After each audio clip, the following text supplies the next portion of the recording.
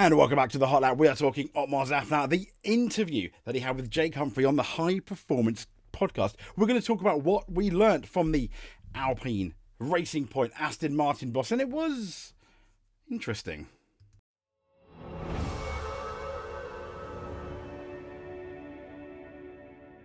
So, first things first, he did come out, and surprisingly for someone I don't really think so that much, Sebastian Vettel, he said, is the best driver he's worked with in Formula 1, which was good. And about Vettel, he basically said, the thing I most like about Seb is his relentless work ethic, and he does have that competitiveness and fire in his belly as kind of a summary, which was, let's be fair, was quite nice.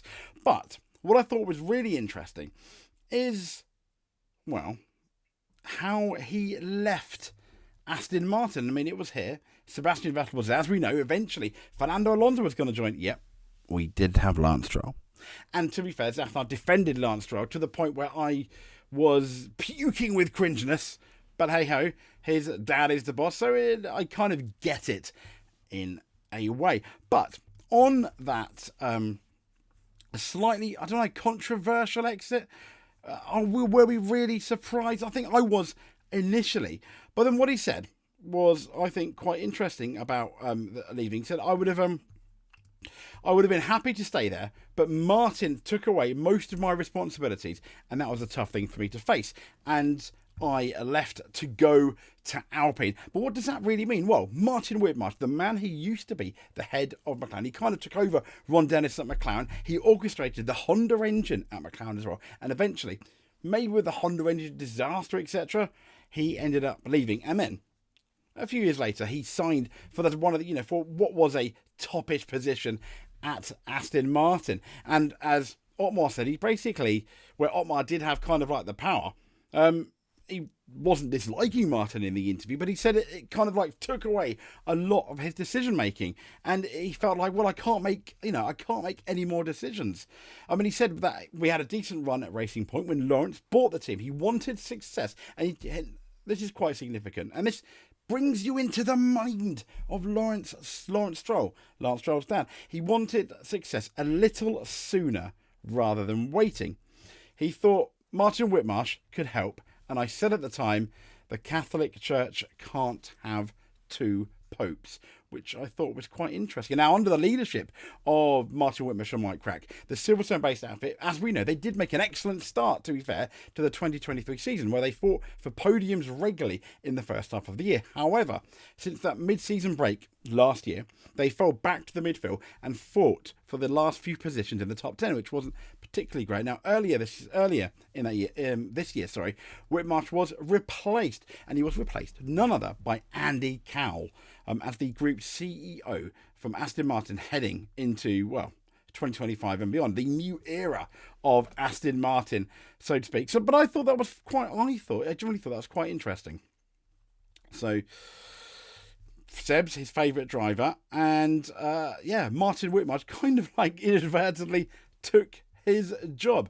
So let's go on to Force India / Racing Point, and this is quite interesting. Now, Otmar, he shared on the High Performance podcast the incredible salary secret, which, to be fair, not even I knew at the time. And it was saying that I knew the salaries were not going to get paid, and it was in the millions. So, since the late 2000s, as we know, all of us will remember Force India. Vijay Mallya, an outfit, formed the remains of what was Spiker F1, formerly Midland F1 or Jordan, and then Jordan F1. Or Jordan. Now, despite finishing as high as fourth in the World Constructors' Championship, the team always seems to operate right on the brink of going broke, it seemed. But what was interesting about this team, and whoever, and the people that run it, was, in terms of investment in the team, you got the most bang for your buck, as a lot of people say. Now, in the recent interview on that High Performance podcast we're talking about, the true extent of the team's financial troubles were revealed by Zafnar himself. And he said himself, I knew the salaries were not going to get paid. What does he mean? Well, he joined Force India back in 2009, going on to serve a long tenure as what was the Chief Operating Officer, or the COO, at a company that seemed to regularly struggle with funding. Now, the hosts of the High Performance podcast, they didn't shy away, because there was this urban myth going around that while working at Force India, Zafnar paid the salaries of the entire team. And surprisingly, Zafnar responded two times. Now, when pressed on how much it cost him, he initially tried to downplay things, saying it wasn't that much, but eventually he admitted it was in the millions. He said, "I paid it with the help of my partner, Scott. We had money in the business." I had my own money, and I knew the salaries were not going to get paid, and I knew how difficult that is for people. You expect to get paid at the end of the month, you need it for your mortgage, any bills you got to pay, electricity, phone bill, gas bill, water bill. And he says some people live paycheck to paycheck, and I understand it. We had to pay the salaries, and the Formula One money was coming in 5 days' time. So say the salaries are due on a Friday, and we're getting the Formula One the following Wednesday. So I could have waited, not paid on Friday, or paid with my own money, and waited until Wednesday to get that money back from when the Formula One money came. But rather than wait, he admitted he took the risk to pay the teams. Why? Well, I'm sure some of you, if you've got like standing orders getting paid, quite often the day or the day after payday, a lot of your money goes out. So absolutely fair play to Otmar. Yeah, what more can you say? Well done, Otmar. And the other thing I want to talk about is he was talking about Alpine, the Alpine being untrustworthy, which I think was interesting. So, as we know, he is the former team principal. He went to Alpine after he left Aston Martin. He joined in early 2022, serving as the team principal. Now, according to him, many within the Alpine organisation were more focused on protecting their positions than improving the team's on-track performance. And in that candid conversation on the High Performance podcast, he said, however, when I joined, it was far from reality. And the reality he was given was he was assured that he would have full control over all departments necessary to run that Formula One team. And he said there are a few things that went wrong at Alpine. One of which was I didn't control the entire team. HR didn't report to me. It reported up through France. How weird. And he said the finance office didn't report to me. The communications department didn't report to me. And the marketing group and commercial didn't report to me. And he said that in itself I knew was going to be problematic. Before I took the job, he said, it was said that everybody's reporting to me. I get there, and that's not the case. I thought I could manage it, but I soon knew that it was problematic. Now imagine you are promised as the boss of a company, you're going to be in charge, and then you realise when you get there, no, you're not. Other people are in charge of other departments that you were meant to be in charge of, to the point where, what are you really in charge of, and how confusing is that? And that's just like, taking the rug from beneath your feet, almost right from the beginning. And he said there were suggestions that I needed to change the corporate culture in a way that I didn't think was the right way to do. He said, I know how to change corporate culture into a culture that was a winning mentality with psychological safety, and I was on my way of doing that. And he said they wanted a corporate culture change in a different way to get rid of some people who were doing a good job that were there for a long time. And my thought was, well, if you get rid of good people, he said, that do a good job, then the message you send is do a good job, get fired. That's not the culture you really want.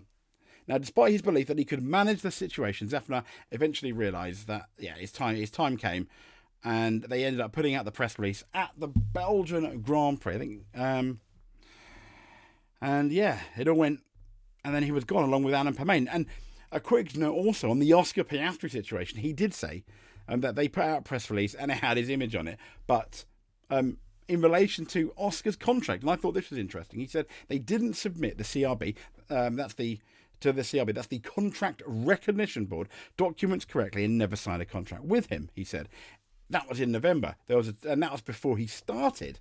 There was a 2-week window where it could have been done, and it wasn't. Now, he had no involvement in the mishap. He became the face of the scandal, with Alpine's communications department issuing a press release with his image, deflecting responsibility away from those who had been involved. He said, we put out a press release, had my image on, and it was nothing to do with me.